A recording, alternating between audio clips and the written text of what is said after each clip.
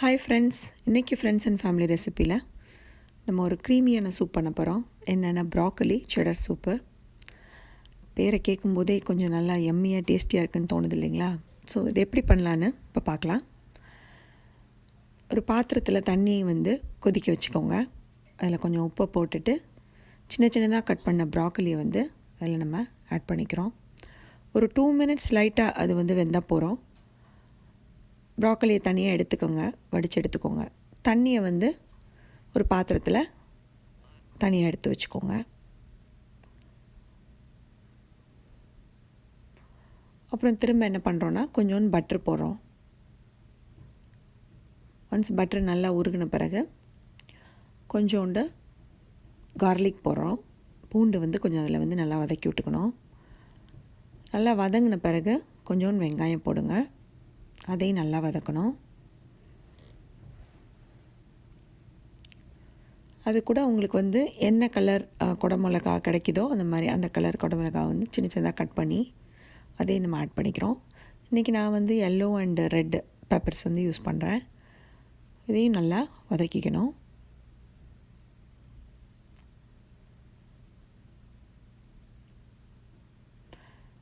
இது நல்லா வதங்கினோடனே நம்ம என்ன பண்ணுறோன்னா கொஞ்சோண்டு மைதா, ஒரு ஆல் பெப்பர்ஸ் ஃப்ளவர் இருக்கு இல்லைங்களா, அது கொஞ்சமாக ஆட் பண்ணிக்கிறோம்.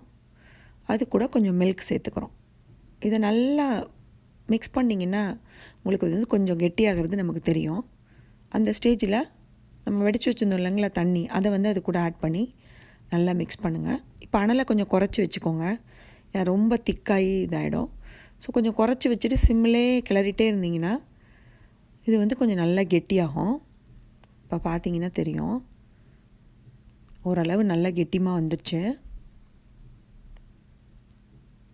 அதில் கொஞ்சோண்டு உப்பும் பெப்பர் பவுடரும் கொஞ்சம் சேர்த்துக்கோங்க. இப்போ பார்த்தீங்கன்னா சூப் கொஞ்சம் நல்லாவே திக்காயிடுச்சு. இப்போ நம்ம இது கூட வேக வச்சிருந்த ப்ராக்கலியை ஆட் பண்ணுறோம். உங்களுக்கு சூப் எவ்வளோ குவான்டிட்டி வேணுமோ அந்த அளவுக்கு நீங்கள் ஆல் பர்பஸ் ஃப்ளோர் ஆட் பண்ணிக்கலாம், ஒரு மைதா ஆட் பண்ணிக்கலாம். இப்போ இது கூட என்ன பண்ணுறோன்னா கொஞ்சோண்டு சீஸ், ஷ்ரெடட் சீஸ் உங்களுக்கு என்ன கிடைக்குதோ அது அது கூட ஆட் பண்ணிக்கோங்க. நான் இன்றைக்கி மொசரல்லா இருந்ததுன்ட்டு அது கொஞ்சோண்டு போட்டிருக்கேன். ஒன்ஸ் சீஸ் போட்ட பிறகு ரொம்ப அது கலக்கக்கூடாது, ஜஸ்ட்டு ஒரே ஒரு ஸ்டியர் கொடுத்தா போகிறோம். அவ்வளோதான், க்ரீமியான டேஸ்டியான ஒரு சூப் ரெடி. நீங்களும் வீட்டில் இந்த சூப்பை ட்ரை பண்ணி பாருங்கள். கண்டிப்பாக சொல்கிறேன், உங்களுக்கு ரொம்ப பிடிக்கும். உங்களுக்கு பிடிச்சிருந்ததுன்னா வீடியோவை லைக் பண்ணுங்கள், ஃப்ரெண்ட்ஸ் கூட ஷேர் பண்ணுங்கள். And friends and family recipe சேனலை சப்ஸ்கிரைப் பண்ணுங்கள்.